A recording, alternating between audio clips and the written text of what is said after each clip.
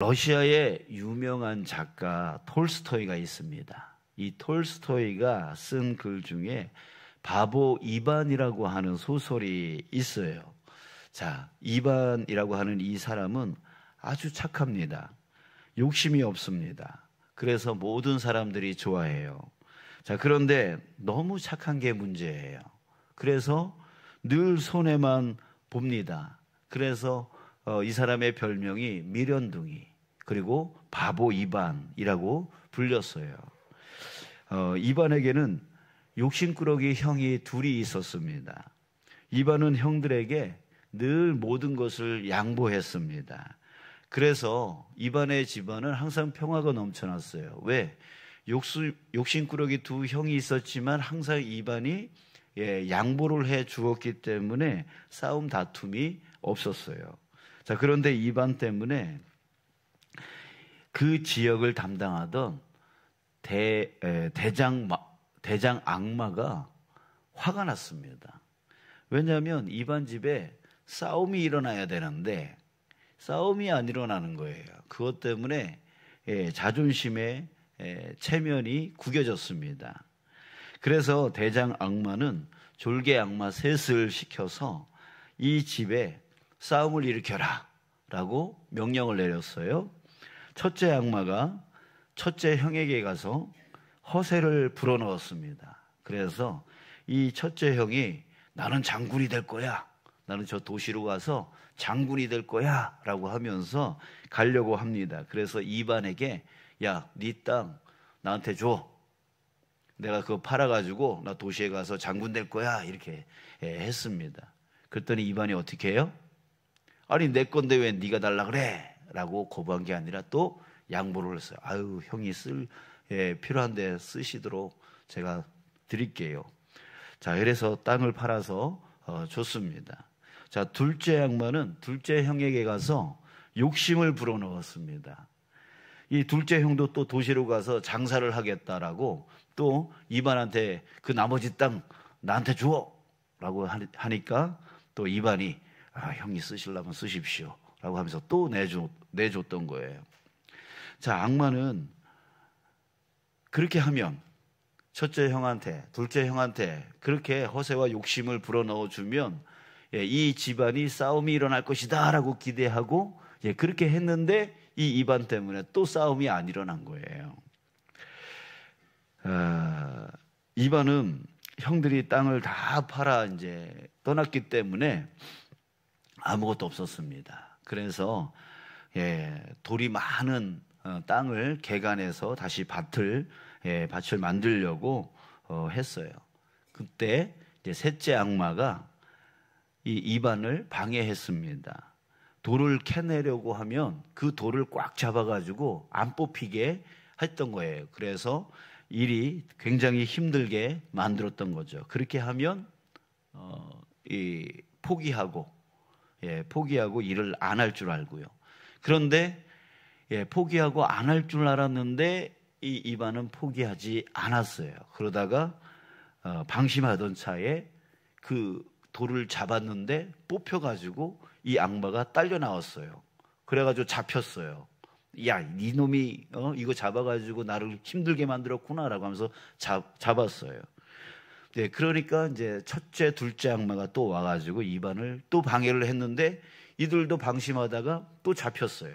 이 셋이 악마가 다 잡혔는데 이 세 악마들이 살려달라고 하면서 우리를 놓아주면 이걸 주겠다라고 하면서 세 가지를 줍니다. 그게 뭐냐면 신비한 약초 세 뿌리, 나뭇잎으로 금화를 만드는 법, 그리고 볏짚으로 병사를 만드는 법. 이 세 가지 비법을 이제 이반한테 주고 풀려납니다. 자, 이반의 형들이 다 실패하고 돌아왔어요. 자, 그런데 이반이 또 그 형들에게 볏짚으로 병사를 만들어서 대장이 되게 만들어주고 또 나뭇잎으로 금화를 만들어줘서 부자가 되게 만들어주고, 그래서 이 형들이 멀리 가서 이제 나라를 세우고 이제 큰 왕이 되었다, 이런 얘기고요.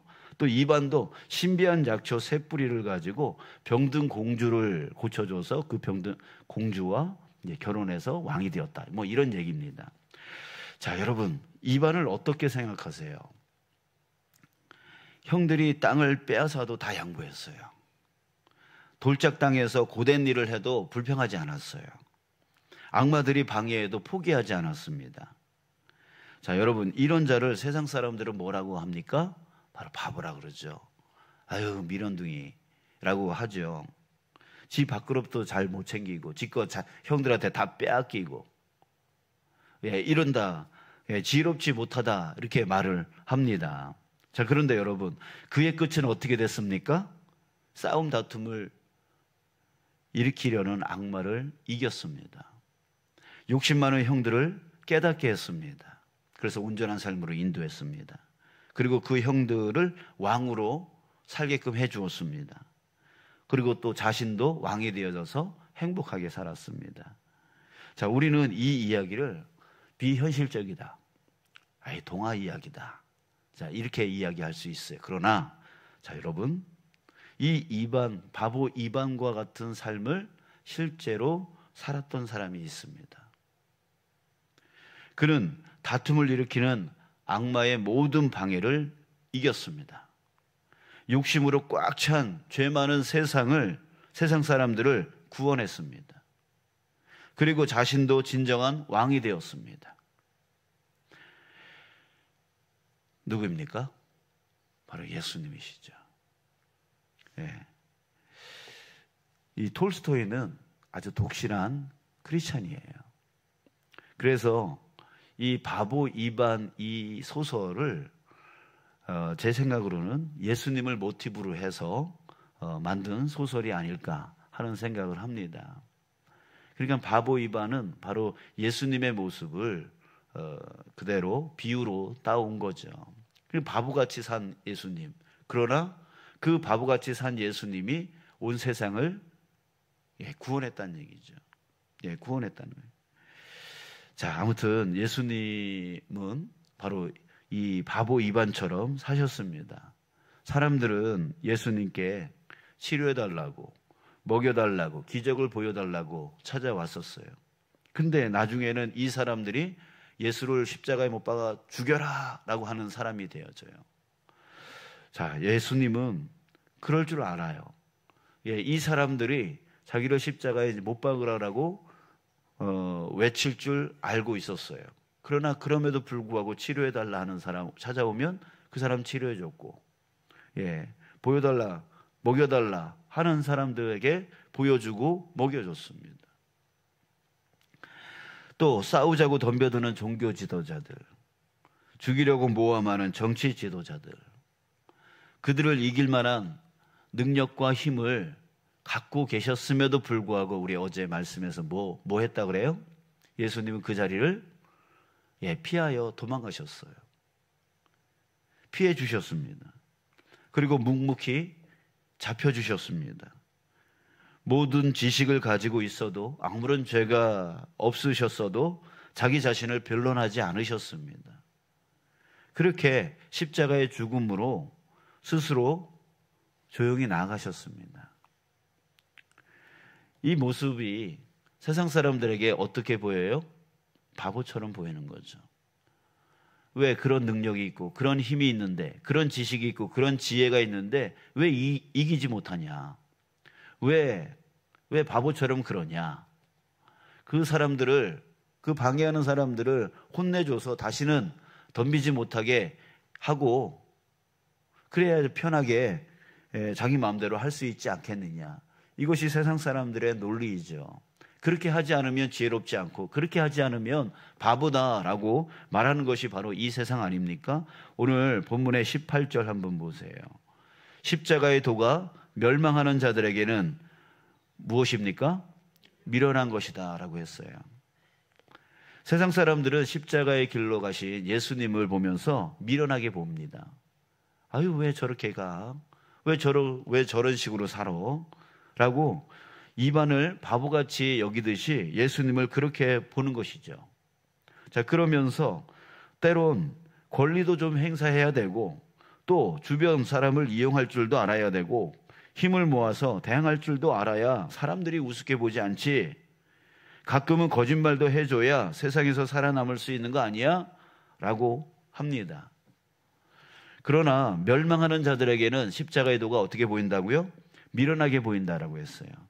세상 사람들이 예수님을 미련하게 보는 이유가 무엇입니까? 바로 그들이 멸망하는 자들이기 때문입니다. 그들의 삶이 결국은 멸망할 것이기 때문입니다. 그럼 멸망하는 자들에게는 십자가의 도가, 십자가의 길이 미련하게 보이는 거예요. 왜 저런 식으로 해? 자기의 전지전능한 능력이 있으면 이렇게 해야지 라고 하는 그런 세상, 멸망당할 사람들에게는 예수님의 그 길이 미련하게 보이는 거예요. 18절을 다시 보겠습니다. 뭐라고 합니까? 구원을 받는 우리에게는 무엇이라? 하나님의 능력이라. 구원을 받고 믿음의 눈이 떠진 사람에게는요, 예수님의 십자가의 길이 영원한 생명을 얻게 하는 하나님의 능력임을 알게 됩니다. 여러분, 우리 자신이 증인이지 않습니까? 세상 사람들이 미련하게 보는 그 십자가의 길로 인해서 우리는 어떻게 됐습니까? 여러분들은 어떻게 됐습니까? 지옥 갈 인생이 바뀌었어요. 천국 갈 인생으로 바뀌었습니다. 사탄의 종이 바뀌었습니다. 하나님의 자녀로 되었습니다. 나약한 인생, 쓸모없는 인생이 바뀌었습니다. 비전을 가지고 표대를 향하여 나아가는 그런 어떤 상황도 어떤 환경도 능히 이겨나가는 그런 사람이 되었습니다. 나만 알던 인생이 어떻게 되었습니까? 다른 사람을 사랑할 줄 아는 인생으로 바뀌었습니다. 어떻게 이렇게 바뀔 수가 있죠? 이게 바로 하나님의 능력이라는 거예요. 그 십자가의 길이 우리로 하여금 이렇게 바꿔놨어요. 그러기 때문에 그게 바로 능력입니다. 믿음 없는 사람들은 이것을 절대 모릅니다. 절대 몰라요. 그저 겉으로만 보여지는 그 십자가의 길이 미련하게 보일 뿐입니다. 결국 자기 자신이 멸망당할 것에 대해서 전혀 모른 채 저렇게 살면 바보야, 저렇게 살면 미련한 거야 라고만 생각을 합니다. 그러나 우리는 알고 있어요. 예수님의 그 십자가의 길이 나를 이렇게 바꿔놨다. 이렇게 바꿔놨다. 하나님의 능력이죠. 하나님의 능력이죠. 우리는 그런 하나님의 능력을 입고 지금 이 자리에 있는 것입니다. 21절에서 이 세상이 자기 지혜로 하나님을 알지 못한다라고 했어요. 왜? 모르죠. 하나님을 모르는 거예요. 자기는 똑똑하다라고 생각을 하지만 하나님을 몰라요. 우리는 하나님을 몰라요. 25절에서 또 말씀합니다. 하나님의 어리석음이 사람보다 지혜롭고 하나님의 약하심이 사람보다 강하니라. 네, 우리는 한 치 앞도 볼 수 없는 연약한 존재예요. 그 연약한 존재가 하나님을 어찌 판단할 수 있겠습니까? 하나님이 계획하고 하나님이 계획해 놓은 이 십자가의 길에 그 능력을 어찌 알 수 있겠습니까?